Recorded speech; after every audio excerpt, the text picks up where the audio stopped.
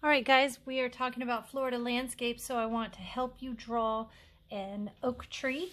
The oak tree has a very large canopy, and so a couple of things I'm going to talk about. I'm going to draw with this black marker so that you can see it on the video.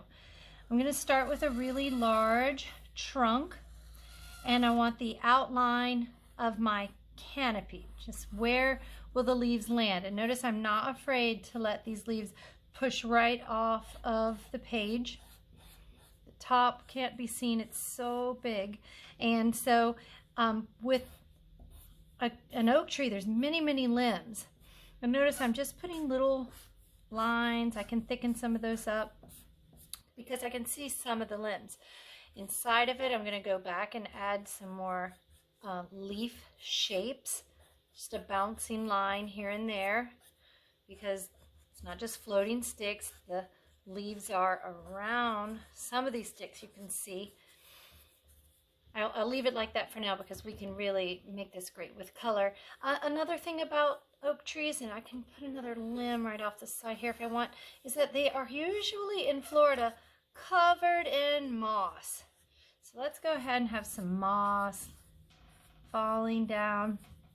Now, this is a really big oak tree in the foreground. I'm going to draw a horizon line so that now I have sky and ground. Well, what's off in the distance? Maybe there's some smaller trees.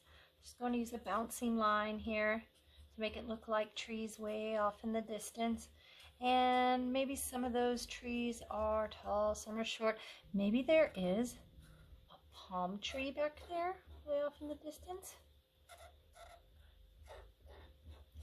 Okay, and then when you're coloring, don't be afraid to add more of those leaves, and the leaves should just be near those limbs.